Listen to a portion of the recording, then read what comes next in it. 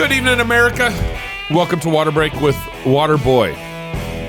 Our nation's health and all the money that we spend on exercise, it's crazy. And yet, in some sense, we're more unhealthy than ever. Well, I have my wife coming on the show today actually to talk about all this. It should be a fun show for you today. Stand by also, as our app date is still coming. We actually had some problems with Google and Subsplash and some previous entanglements of technology. And our club membership still needs you. But as we wait for you, I hope you enjoy this show. So grab your best scotch, Dr. Pepper, buckle up. First, Olive Tree, biblical Bible software, biblical Bible software. Discover why more than 1 million people, including me, use the free Olive Tree Bible app as their go-to reading for studying and listening to God's Word. Download one of the many free Bibles and start taking notes, highlighting verses and bookmarking for favorite passages, and actually syncs from device to device. Read at your own pace or choose from a large selection of reading plans, including the Bible Reading Challenge, which is what our Christ Church kind of put together. When you're ready, go to dig deeper into your studies. Olive Tree is right there with a large selection of study Bibles, commentaries, and helpful study resources available for purchase. An extensive bookstore allows you to build your digital library one book at a time. Olive Tree's sync technology, like I already mentioned, lets you pick up wherever you left off on your tablet, PC, phone, and get right to studying on another supported device. Now, here's the cool part. You can start with the Olive Tree Essentials bundle for free. So actually get some purchase books for free. Go to olivetree.com/FLF. That is olivetree.com/FLF and download it today. And if this show airs, I think it should air before. I'm actually going to be traveling to Georgia on Friday of this week, and I'll be preaching in Fort Worth, Weatherford, Texas on Sunday this week at Church of the Triumphant King. And you can just Google their website and Weatherford, Texas, and find me and hope to see you there. Now, cannonball or belly flop here, okay? The U.S. accounts for almost 1/3 of the global exercising market. I mean, it's pretty incredible. The U.S. market will grow by, and this is kind of the health, fitness, industry market. I wish I had a graph I could throw up on the screen, but I can't do it today. But the U.S. market will grow by about 5.2% annually over the next 5 years, which is the fastest growing. It's faster. That's faster than GDP. America's GDP, 3.5% is going to be, if we're lucky to get to 3.5%, probably could even be 2%. But the health industry, the fitness industry, is going to be growing by 5.2% in the next 5 years. Is really insane. The U.S. will account for about 25% of the global market growth during this period. According to Optimed's website, the United States features one of the lowest life expectancies of approximately 79 years. So that's the average, or our average age of death here in the United States. And that kind of puts America at 26% and 26th in ranking of life expectancy among other what they call OECD countries. Japan actually leads all the other countries with an average life expectancy of 84 years. According to research, 25 countries have an average life expectancy of at least 80 years. And my teleprompter is jumping ahead of me. And 18 of the said countries have life expectancies that exceed the typical life expectancy by at least 3 years. So 79 years, and 18 of those countries are about 82 years. And this is, they exclude, of course, abortion from these stats, of course, and they would all change significantly.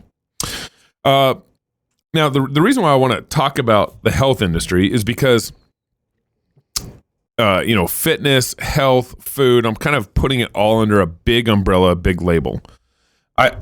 We spend more money on the health industry than we've ever had before on fitness, on better food, or in some cases, not better food, but we have all these health products. We have this whole industry, and it's very, I want to say kind of the baseline problem with the health industry is that it is full of idolatry. It's a very me-oriented industry. It's a very me-oriented, you're spending all this money on yourself to help you look better, to make you feel better, and so forth. And so the industry is just saturated with idolatry. And so Let me catch up here with where I'm at.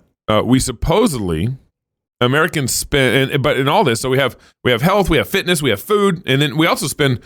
This is a crazy stat to me, but as I was researching this, Americans also spend about an average of about 4.5 hours per day on leisure activities. And they're probably referring to, and my guess is actually referring to some sort of phone screen time, probably for a lot of those hours. So as I said, my thesis on the problem is that America has turned body image into an idol. And those idols, they rot, and they rot the worshiper. God gives you over to your lust. They destroy you. Psalm 115 says you become what you worship. And so my operating view on all this is that it's idolatrous. And that's why anything that we think we're even trying to do good ends up not really helping us. It exacerbates the problems, makes problems worse, so forth. You want some water? Bree, you don't want, that's noxious. Oh. Bree, we get a... I thought it was yours. No. Annie, some water. Thanks, Bree. Got to hydrate.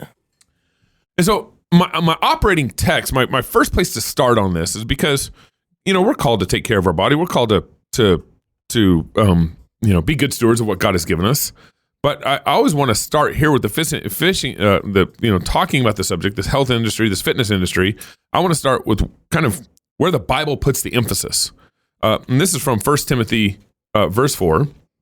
And I actually want to read kind of, I think it's verses 1 through 9, or this is more context to where I want to get to. Now, the Spirit expressly says that in latter times, some will depart from the faith, giving heeds to deceiving spirits and doctrines of demons, speaking lies and hypocrisy, having their own conscience seared with a hot iron, forbidding to marry, and commanding to abstain from foods which God created to be received with thanksgiving by those who believe and know the truth. For every creature of God is good, and nothing is to be refused if it is received with thanksgiving, for it is sanctified by the word of God and prayer. If you instruct the brethren in these things, you will be a good minister of Jesus Christ, nourished in the words of faith, and of the good doctrine which you have carefully followed. But reject profane and old wives' fables, and exercise yourself toward godliness. Now listen to this, for bodily exercise profits little, but godliness is profitable for all things, having promise of the life that now is, and of which is to come. This is a faithful saying and worthy of all acceptance. So Paul actually kind of lumps in talking about food, talking about bodily exercise, talking about idolatry, and all these things. And he part of his conclusion is, godly exercise profits much more than bodily exercise. Now, of course, he's not saying don't take care of your body, but and I kind of joke with my wife that, when we start talking about the dieting world and the fitness world and all this stuff, there's a diet on every corner of the street. There's a diets all over the place, and there's a diet for everything. A diet for no bread, a diet for no meat, a diet for all these things.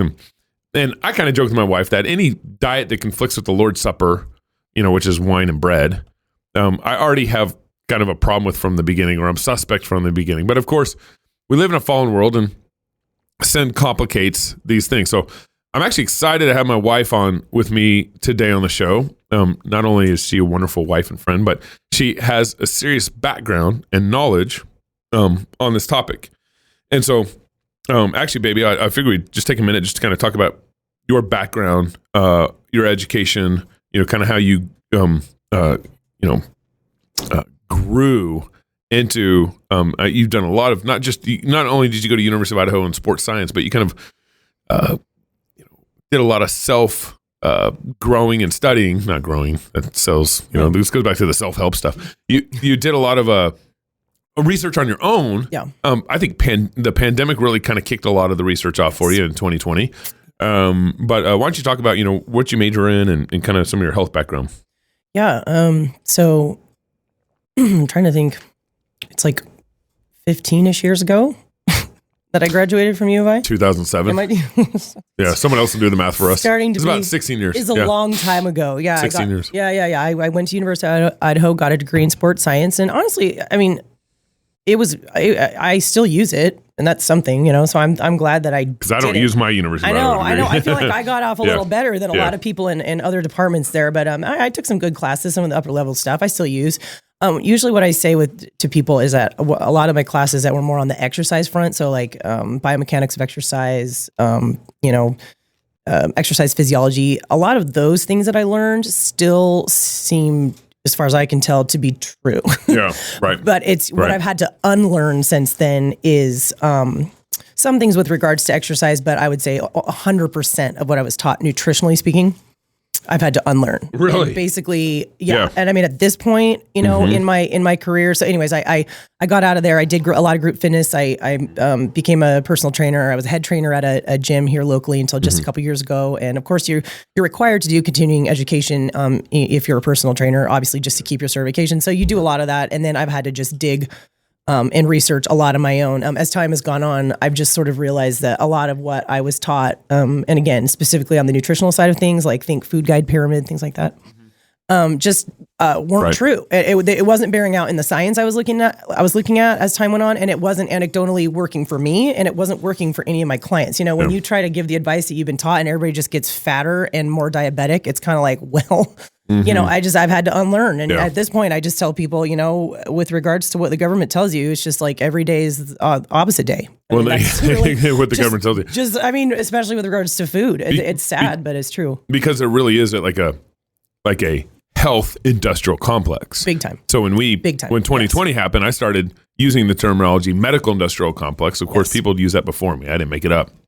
Yeah, but that really helped me kind of better articulate, oh, there's a big problem over here because, you know, all our doctors, Christian or not, they're going to the public school, the public, you know, college medical programs. Right. They're reading the CDC studies. They're reading all the government studies. And on the health kind of food side of things, you also have this big business farming industrial complex. Big food. Where they're producing studies and saying, hey, our Kellogg's box of cereal is actually healthy for you. What was you told me when we were talking about this a couple weeks ago that Kellogg had a whole marketing campaign that's saying something like, if you eat our box of cereal for 2 weeks, eat a bowl of cereal. Special K. I don't know if some of you ladies remember that. Yeah. What'd they say? Well, it was like a diet plan. It was a marketing plan. Oh yeah, it was brilliant. And like we all were like, yeah. So if you eat like 3 bowls of Special K cereal for 3 weeks, you know, you'll lose 3 bowls a day for 3 weeks or something like that. Or a bowl of cereal every day for 2 weeks, you'll lose weight. I'm dating myself because if you're old enough to remember that, I guarantee you tried it because you're like, well, I mean, cereal's healthy. It has a little red heart on it, you know. And it tastes good. It's got milk. Yeah. It's really, I mean, it's crazy. I mean, I guess shame on us for falling for this stuff, but I mean, a big cereal, General Mills, Post, I mean, they've got money to make, you know, and they're all, unfortunately, they're all in bed with each other. And so back me up here a little bit. Talk to me about the food program, the food pyramid, because, you know, we all grew up believing the food pyramid. Are you getting your grains? Are you getting, you know, how did that come about? And what's the problem with the pyramid? Oh man, I mean, there's a long answer and then there's a really long answer. I'll keep it on the short side. I mean, a lot of it, I think. I want to just spend my time with you. I think a lot of with regards to the food guide pyramid, it kind of dates back to like I want to say the 50s or the 60s. Okay. That's during the time of a really famous researcher who's named Ansel Keys. So if you're in the health space, you probably hear his name come up a lot because he's really. I mean, a lot of things happened all at the same time. One big thing that happened was I think it was President Eisenhower actually had a heart attack in office, and that really scared people because really, until like turn of that century, heart disease wasn't even barely a thing. Neither really was obesity, actually. Or did we know it wasn't a thing? We didn't know it was a thing or not. And we discovered. No, I mean, like it just was way less prevalent. I mean, it was just way less prevalent, and I think we can actually know that. And like I said, same with obesity. It really is a very newer problem in America. Anyways, I think the president having a heart attack really brought a lot of attention to like, oh my gosh, what causes this? Because that was a question. It's like, what's causing it? Because it was heart attacks, cardiovascular disease was going up quite a bit quickly around then.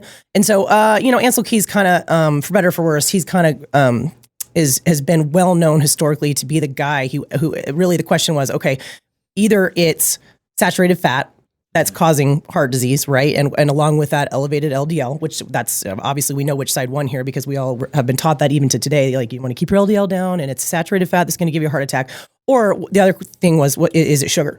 And one way or another, I think for reasons way more political than scientific, his opinion ended up winning out. And it's funny because I've heard some reports that he was like kind of a bully, like just one of those people that was like a big guy in the room, super alpha, like super, and not really in a nice way, like kind of a conversational bully. But one way or another, he won.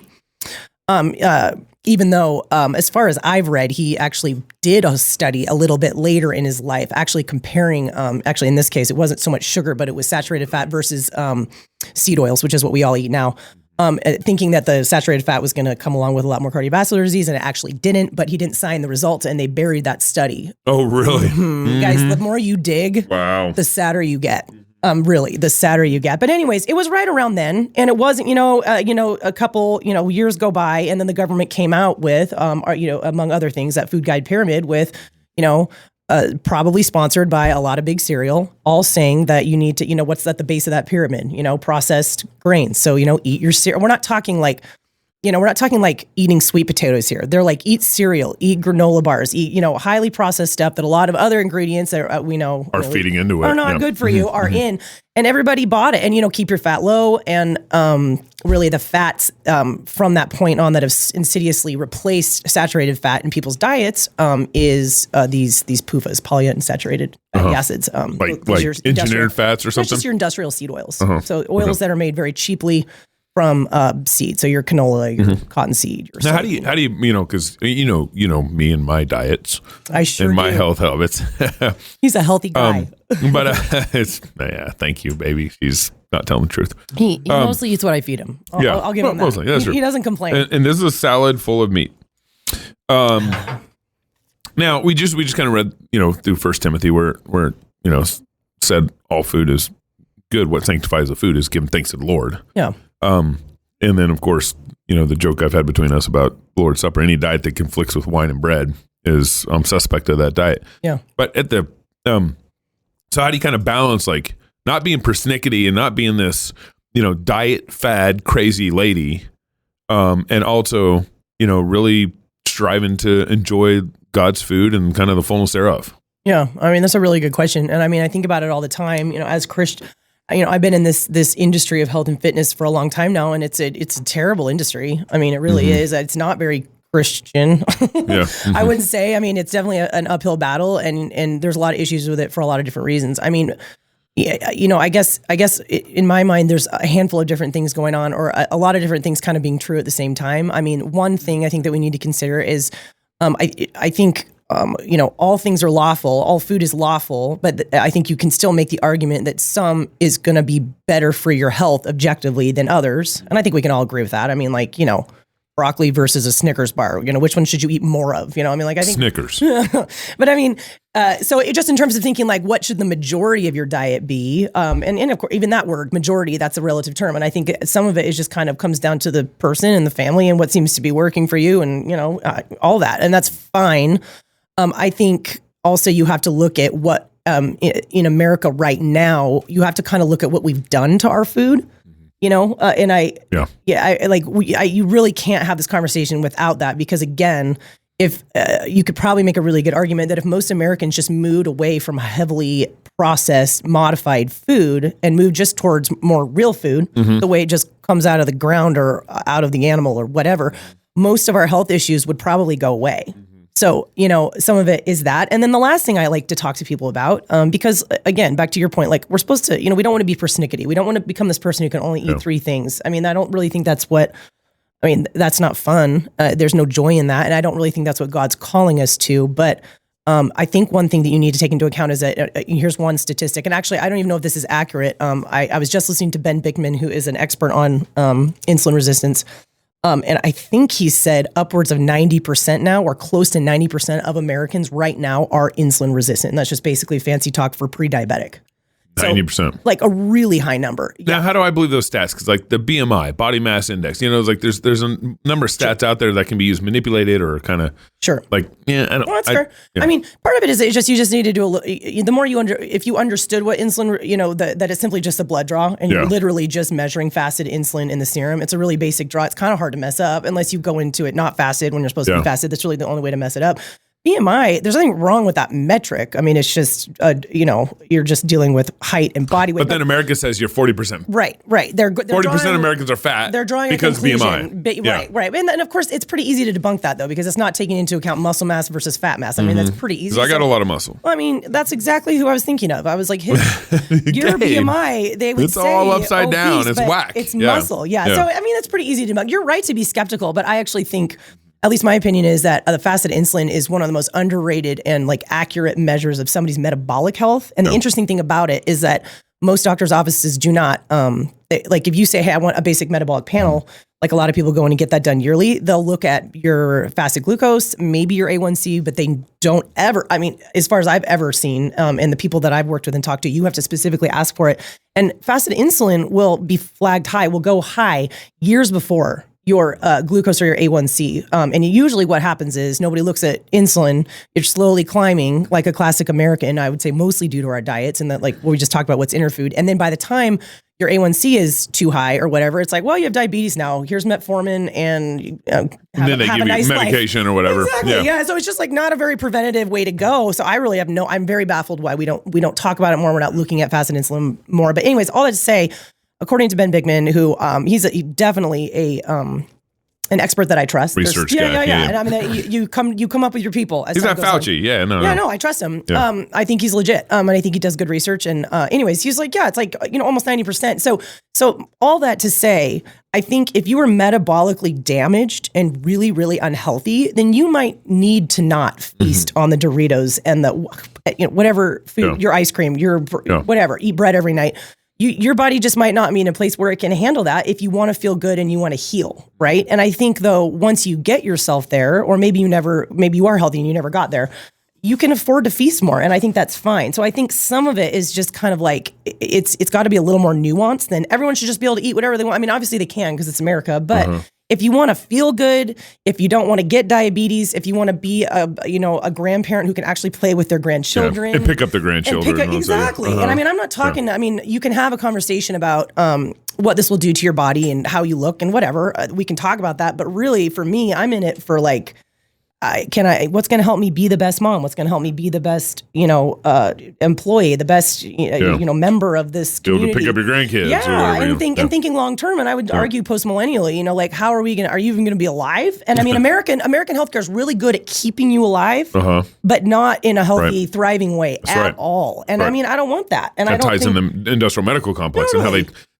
they treat the symptom and not the root of the issue. Yeah, they just give you we got a drug for that. And then you're a lifelong, customer. And not only are you a lifelong customer, but it's not like you're living a high quality life. Yeah. You can't go on a hike. You can't go for, you know what I mean? Like, it's not very good. I mean, a lot of the time. So all that to say, I don't want to go on a hike though. I know Gabe hates hiking. That was a bad example. Hiking. Okay, fine. And camping. Okay, go snowmobiling. Like, I don't want to insult my forefathers. Oh my gosh. They makes that joke every time. They fought and died so I could have a mattress. And so if I went out and camped like they'd had to, I don't think that's why they would be insulted and dishonored. I don't think they fought. That's camping. That's how it works. Yep. Got the studio laughing on that one. The audience knows that I'm right about this. So, but anyways, I think it depends on the person. I think it depends on the person, and some people can handle feasting more than others, and it's kind of up to you if you want to take care of your body and you want to feel better. What I want to go back to something, and we'll go forward. You talked about seed oils, kind of the industrialization of food. We had the big canning growth of canning food in the 30s, 40s, 50s. You have big farming kind of come in, and food in America has exploded. In fact, we feed a lot of the world. I should have looked up the stats before I got on the show, but a lot of our food goes out. And so not only can we feed our own selves in America, which is 300 million people, but then we have more than enough food to kick out to other countries. Yep. So in some sense, the industrialization has been good. Because we figured out farming in a way that no other generation before us has been able to produce the way we've been able to. But also part of the problem is we've also kind of manipulated,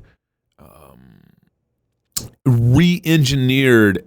Everything is more about output than about quality. 100%. Yeah, it's a really good way that's exactly right. And you're right. It is kind of a double-edged sword. We're able to mass produce now. thanks to, genetically modifying things, thanks to even the glyphosate, the special kinds of glyphosate, which is basically Roundup, were, designed to kill every single thing except for that particular plant. But it is the price you pay there is that these sorts of crops in a lot of ways wreak havoc on our health, both for some people acutely in the short term. And then I would argue for most people, unless you're just genetically really lucky, in the long term. And this is why I would say you're seeing an increase in obesity, heart disease, diabetes, not just in America, but in a lot of countries.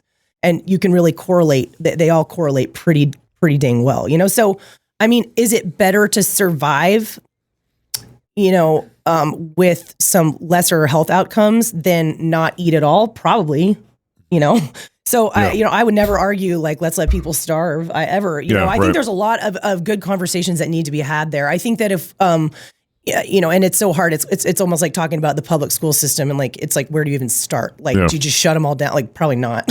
But like, where do you even start? But I think if we could get back to a place slowly where there's a way more emphasis on smaller farms and people actually learning to grow either themselves or work as small communities to grow and raise their own food. And maybe the government could consider not subsidizing only just the big farms. Exactly. And the stuff that's the worst for our health. There's a lot of things that I think could and should change. Yeah. But I agree with you that, there's a lot to talk about there. With the industrialization of farming, we've been able to bring food costs down and help, even poorer countries who can't produce as much food as they need for themselves. But we've also messed with the quality of the food in such a way here in America where it's, think about it. Back in, I don't know, I was born in 1979, but I had no friends in the 80s who had an allergy. I know. Zero friends. This is just one of many things. Yep. And of course, some people might make the correlation between vaccination programs. Some people might make the correlation between genetically modified, corn or whatever. But whatever's happened in the last, let's say 40 years, because I'm way older than you, and whatever's happened in the last 40 years, like something's not right. You're right. Allergies are massively up. Allergies, autoimmune issues, Hashimoto's in particular. You're absolutely right. And again, all the big ones, heart disease going up, diabetes is going up, obesity is going up, obesity in children. We're seeing now to the point that they're actually suggesting 60 Minutes just recently did a whole thing on this. So that's fake news. Well, it is. And they're sponsored by all these big pharma and everything. They say 100% are, and like you can look it up. But I've seen it on. But they their solution now is to actually give kids weekly injectables. Shut up. Yeah, no. It's crazy. That's a big pharma solution right there. It's a big pharma problem, like in a big food problem, and then a big pharma solution, and they're all in bed together. So no, something's really, really wrong. And I really would say a lot of this does correlate to, again, creating fear of healthy saturated fat, because that's the kind of fat that's in real food, eggs, meat, like creating fear around that, which they very successfully did.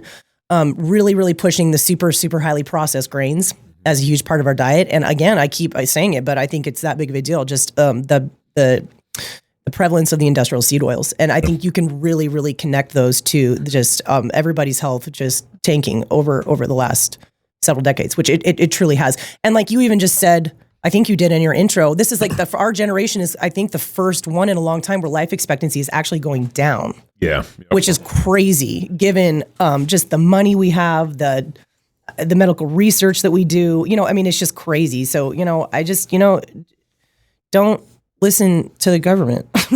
Yeah. Well, that's where listen to them. That's where I woke up during the medical industrial complex during COVID. Yeah. And that was true for me in a lot of ways. I already knew some of this stuff, but it was like a whole next level. It's like all the doctors immediately, like when Fauci shuts it, when Fauci says everyone wear a mask, all the doctors are like, oh yeah, no, we probably should, There was an amazing and it's like there's 30 years of studies where it's like, no, this doesn't work for, I even had a, there's 30 years, let me say this first and then I'll get there. There's 30 years of literature saying that masking don't work for the general public. And then I even very recently, you were close to the conversation. I had a conversation with a doctor who said, no, masking works for the individual.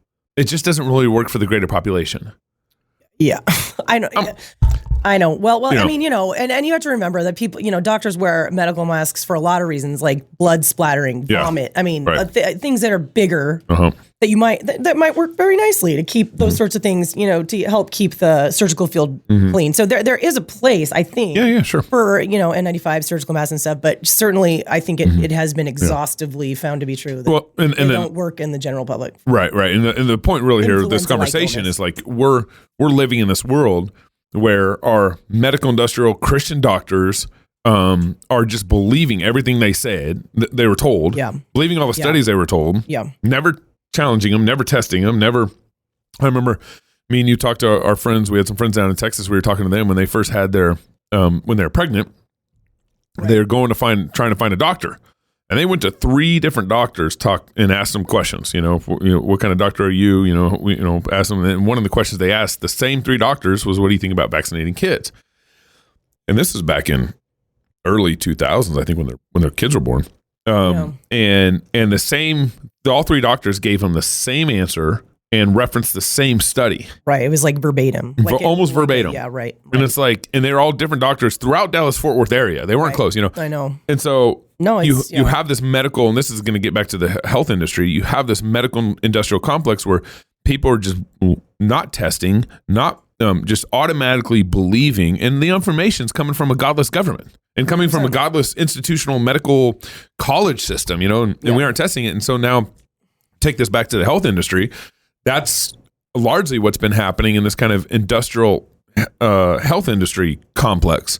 Is we've believed a lot of the studies that's been given to us. We've believed that big pharma. There's it works. FARMA and PHARMA, and we've believed the industrial culture and narrative of what they've kind of passed down to us. I remember asking about the food paradigm. The pyramid? The pyramid paradigm. It's also a pyramid. It's a food compass now. They came out with a new one. Okay, because you said that the pyramid should basically be inverted, upside down. In my opinion, you just flip it upside down. That's and what I mean by largely every day works. is opposite day. Yeah. Because they got all the like animal products way at the tippy top. Just flipper. And then maybe you're okay. It's just whatever they tell you to do the opposite. Because I think that food pyramid scheme, whatever you want to call it, my mom was a big cereal box buyer. Well, so was mine. They all were. They all were. And they were honestly, so was mine. And I mean, they really thought they were doing And I like a good Fruity Pebbles. I mean, I'm not going to lie. I know. That's a generation of like cereal. And I'll still do it. But like, I mean, I don't even have cereal hardly at all anymore. But I just remember that generation cereal. And everyone thought it was healthy. You get the Special K or you get the Wheaties. Yeah, shredded Wheaties was healthy. Shredded wheat. Shredded wheat, yeah. 100%. And actually, they just did come out with a new, they're calling it the Food Compass, I believe. So it's basically just like a new and improved food guide pyramid. And I mean, but what they did on it, and this just outraged a lot of people. This just happened recently. It outraged a lot of people in the health space where they ranked foods basically healthier to less healthy. And they literally like on a woke scale. I mean, I don't know, but I mean, it's real bad. And they had like some sort of intersectionality woke. Like Honey Nut Cheerios, way healthier than eggs. What? Other cereals, way healthier than like beef. No, it's crazy. Oh my goodness. It's crazy. And you just have to look at that and be like, who paid for this to happen? Like, I mean, there's like, it's insanity. Like like anybody with any like lick of common sense is like, okay, wow. Even I know that's not true, but I mean, this is the kind of, and they turned it out as like, this is the official advice that we're giving you guys. The more cereal, the better. And, stay away from eggs. It's crazy. And so it's, I think I remember, so my dad got diabetes when he was about 34, 35. His dad had it. It seems to be, there might be an element of maybe some familial leanings in that way. But I remember, and of course I was young when all this happened, so I don't remember all the details that well, but I remember immediately them putting him on insulin. Immediately, medication. And then as he would go to the doctor and get his update checks and all that stuff, their solution was always medication. Always. I don't remember tons of conversation about diet until as he got older and his diabetes got worse. That's where the dieting conversation started coming in. Yes. My brother, he has high blood sugar or high blood pressure, and their solution is to throw medication at him immediately. Yeah. And it's like, okay, you're addressing the symptom to that medication.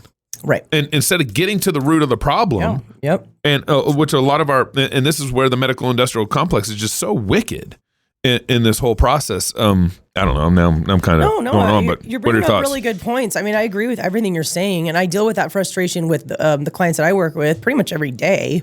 That it's a system of, just drugs and what drugs work for, kind of Band-Aid wise on what problems. But I will say this, I think most.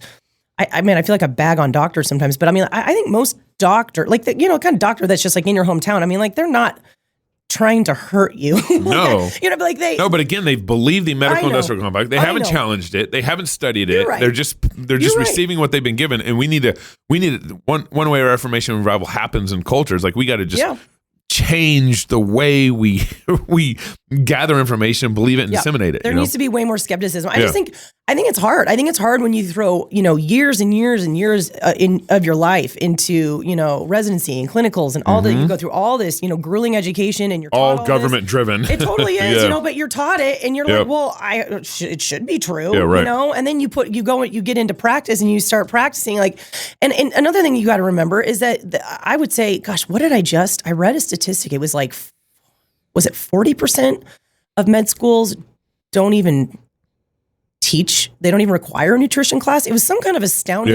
They get very little nutrition, zero to very little nutritional training. They should. I mean, food should be, and diet should be maybe the majority of what they're learning, but that's just not what they're trained in. And a lot of what their training is in pharmacology. So that's what they're going to go do. Wow. You know what I mean? And I will also say, pharmacology, drugs, basically. Exactly. I mean, that's what a lot of their training is. So I can't really blame them. And I think we have issues from the ground up. I mean, the schools need to change. They need to stop taking money from big pharma or these bought off research institutions. But these schools need money too. They need grants. They need all these things. So it's just a big tangled mess. But I agree. I mean, if COVID didn't cause people in the medical industry to become far more critical of their own education, their own governing bodies than like the gatekeepers. I don't exactly. I don't know what will, and there really does need to be a healthy dose of skepticism. Well, and this is, I don't want to talk about this, but this is like one of the reasons. Like we need to start our own medical schools, our own health and fitness schools, our own hospitals. It's like we got to like undo all this in significant ways. The only way to undo that is you got to do it yourself. You can't depend on the government to do that. So, but here's we got about 8 minutes left here, and I want to spend the last, besides being a mother and raising our kids, you do consulting and do health and fitness consulting. And where do you start? A mom comes to you, 42 years old, done having kids, and overweight, never really exercised in her life. Doesn't feel well, doesn't sleep well, whatever, scenario kind of, there's a confluence of things kind of that have all surrounded her because she's been taking care of kids, focusing on making babies. And then now she's in a spot where her kids are older and she can maybe make some adjustments in her life. Where do you start with a woman like that? Yeah, that's a really good question. And that is actually like the majority of the women that I talk to, is they're in that place. Usually overweight or weight loss resistant, feel terrible, energy's low, headaches, hair's falling out, can't sleep, all these things. It's rarely like, please help me look good in a bikini. It's usually like, I feel awful, and I felt this way for a long time. And here's the fun part. A lot of times they've gone to their doctor over and over again for their annual whatever. And their doctor is just like, well, your blood work looks fine, and it's just part of getting older. I mean, that's the line that they're fed, regardless of how terrible they look. And don't even get me started on how people read blood work. That's a whole other conversation for another time. And so, it's a huge problem. It is for men too, but I work with a lot of women, and women, we're a little more sensitive to stress and stressors, and we're a little more hormonally complicated. So there's just a lot, I think, a little more potential for problems. And women are also very, very good at feeling like garbage and just sort of pushing through life anyways. And just sort of kind of like you're boiling a frog in water. You know what I mean? Like where you're just kind of like, well, I guess this is just how I feel. Like, I don't remember feeling any different. This is just how it is. I just thought this was how it was. And then we're fed that line from our doctors, and so you just end up buying it. But anyways, I really have learned to take a very comprehensive look at people's lives. I used to just be like, well, here's a good exercise plan for you. Here's some diet tips, and then like, go, good luck. And I mean, that would work for some, but not for a lot. Now I look at everything, how, what kind of stresses are in their lives, how they're sleeping. That's a huge one. And then I definitely always look at nutrition first. And I find that nutrition is just super, super powerful, either for good or for evil. I kind of wish it wasn't true.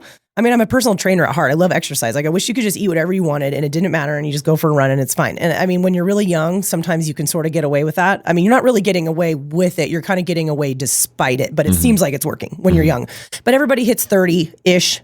And it stops working. Like, either you gain a lot of weight or you start to have health problems, or, your doctor tells you you're pre-diabetic. Something happens. When you're 25, you can eat almost whatever you want and exercise a little, A lot of the time you can get away with a lot. You can get away with a lot when you're younger. I still don't recommend it because I still think you're hurting your health long-term and you're setting up habits that are very hard to break. But you can get away with a lot when you're younger, but not as much as you get older. So I look at nutrition immediately. And a lot of times with these women, exercise is awesome. And I recommend, especially strength training, I recommend all women do it. I think they all should be doing it eventually. But a lot of times if you're sick, if your blood sugar is all over the map, if your adrenals are highly dysfunctional, if you're severely hypothyroid, and these are all very, very common. A lot of times women, it's the case when they just don't know it. You're not in a position to add one more. It's not smart to add one more stressor into your life. So beyond just like walking at the start, I usually just address sleep, stressors, and food. And you can turn things around big time with food. I have seen if you simply just say, hey, listen, I want you to slowly cut processed food out of your life. And I want you to start eating this many grams of protein every day. I have seen women's autoimmune issues completely disappear. I've seen their hair start growing again. I've seen them start to be able to sleep at night. Migraine disorders go away. Like, it's so powerful. And that's simply just, hey, replace this food with this food. It can be a challenge because processed food is not just everywhere, but it's highly addictive. It's highly addictive. And that's by design. It's Love me a good McDonald's. I mean, who doesn't? And that's, what's that? Is it Pringles? It's like, or Doritos? It's like, I bet you can't just eat one. They mean that. Like, and they've got scientists. Especially the ranch Doritos. See? He knows. That's why I don't buy it very much. And that's why that whole concept of like, I know I'm kind of, I'm going all over here, but it's worth saying that whole concept of like, hey, just eat all this stuff, just be moderate, is a bad plan for most people because these foods are designed for you to not be able to moderate.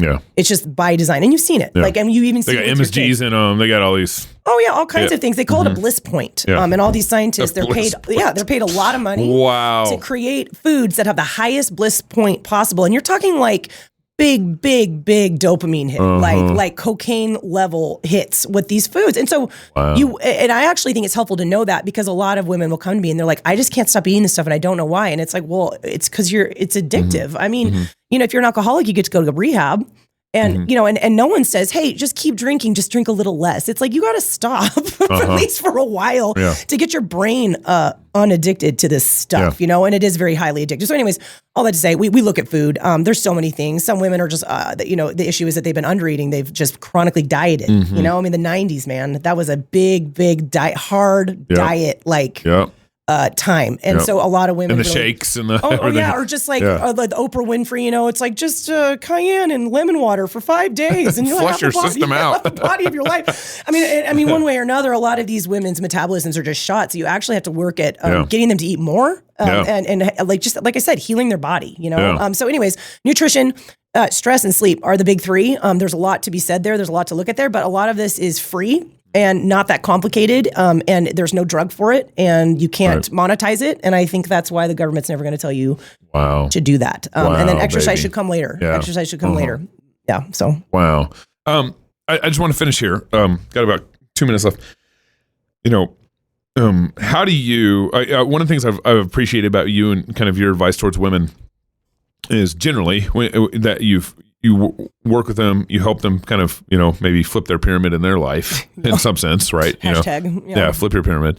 And, but at the same time, and this is something that we've kind of practiced in our family life, is that kind of like on Sabbath, we don't really monitor. We don't really think about it. We feast, so it's like, work hard Monday through Saturday and then, take a day off, and that can include your diet too. And it also, I think, gives you a better sense of what you're doing in your diet instead of constantly guilt tripping yourself. And you're like, no, I'm working hard here, and then I'm going to take the day off, kind of thing. Yeah. I mean, yeah, there's so much there. I mean, there's so many different ways to look at it, but, and I mean, in the health space, you hear words like, okay, well, it's not healthy to deprive yourself because then you'll just binge later. They'll talk about it that way, or they'll say, okay, well, you don't want to have an unhealthy relationship with food. And I mean, I do agree with that, but those are the kinds of more secular ways you'll hear about it.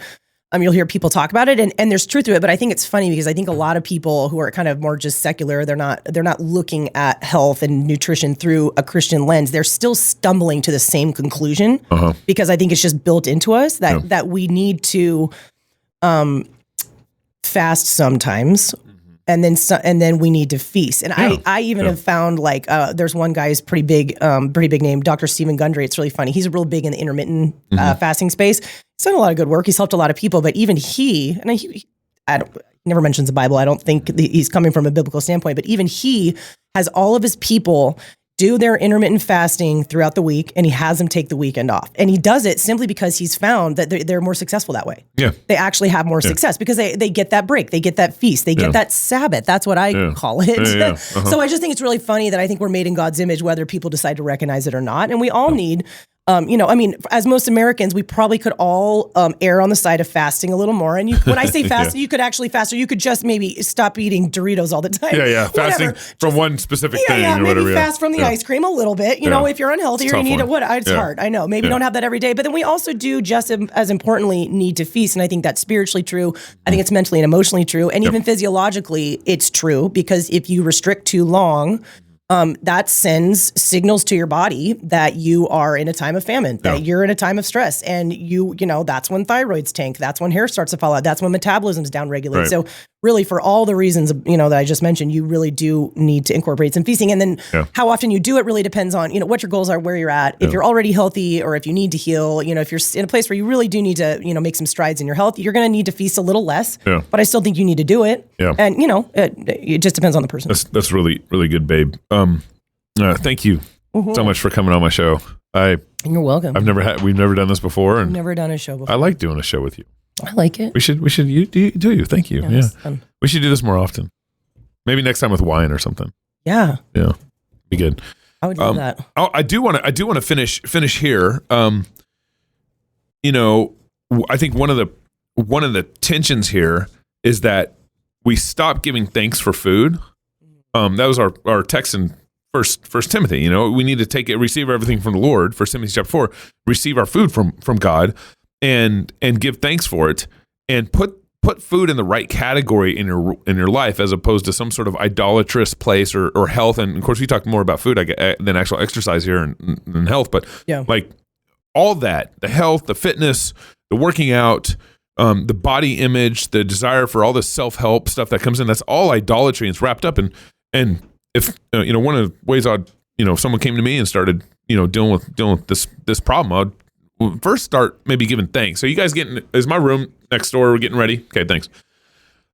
Is first actually start giving thanks for the food in front of you, and not just some passive prayer that you say. Genuinely give thanks for it, and start with getting your attitude right with the Lord on what's going on in your life. Yeah. So give thanks for it. Yeah. And then you have this, don't fall into like this guilt trip mentality with your food, with your exercise, but do it all out of thanksgiving and all out of gratefulness to God. Yes. When you're working out for self body image, you're turning that into an idol, as opposed to working out, eating food in the right way, creating the right diets, and you're giving thanks in such a way where that's what God has called you to do. You're actually starting with obedience. You want to start with obedience in all this, and not start with some sort of physical external fix. Yeah. Obviously a lot of spiritual problems have come, half the time you're some sort of spiritual counselor, and then you get into food, and then you get into sleep, and then you get into very connected. It's very connected. And all this. So start with giving thanks to God and all this, and then find someone like my wife, someone in your community that you can trust, that can help you kind of sort through maybe some practical solutions that you can start implementing in your life and all this stuff. So any closing thoughts, baby?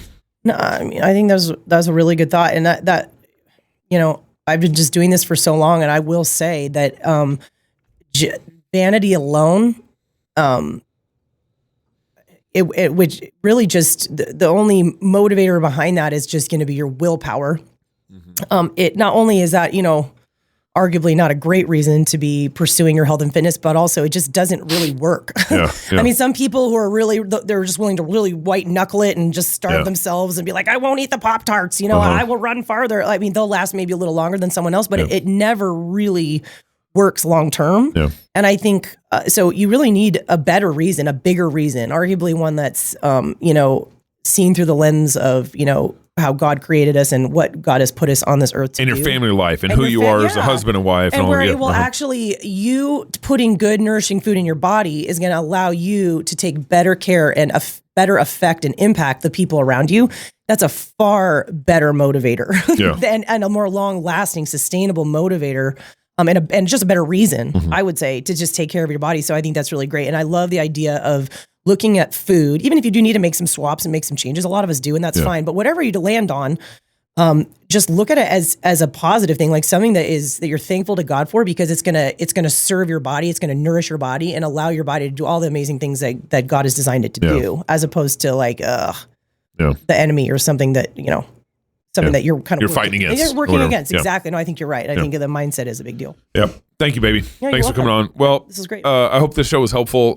Maybe there's a lot more in this conversation. Me and Annie have actually had this for years, and there's a lot more in this conversation. But I hope it's helpful to you guys. And so, this is the Water Break with Waterboy. So until next time, go fight, laugh, and feast. It is the duty of the free man to resist tyranny at every turn. Every man will either watch his freedom stripped away or take action to protect what he loves. Introducing the A3, the newest revolutionary body armor from Armored Republic. The A3 is the new standard for lightweight multi-hit body armor.